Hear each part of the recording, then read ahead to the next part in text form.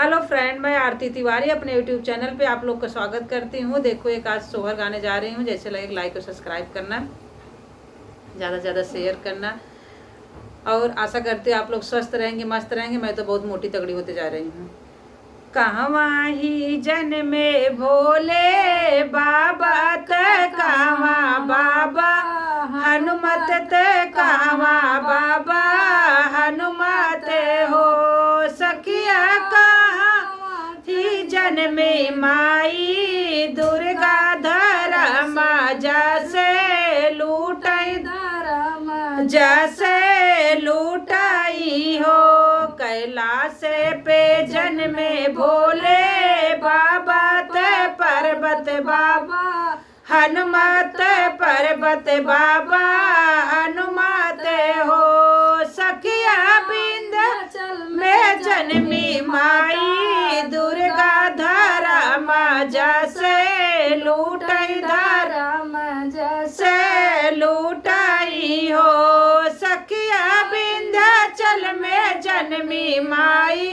दुर्गा धर्म जैसे लूटाई धर्म जैसे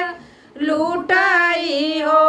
काऊ कराई भोले बाबा ते काऊ बाबा हनुमत ते काऊ बाबा हनुमत हो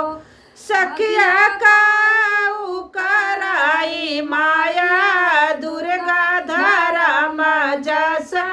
लूटाई धर्म जैसे लूटाई हो सखिया काऊ करावई माई दुर्गा धर्म जैसे लूटाई धर्म जैसे लूटाई हो जय कराई भोले बाबा भी जाए बाबा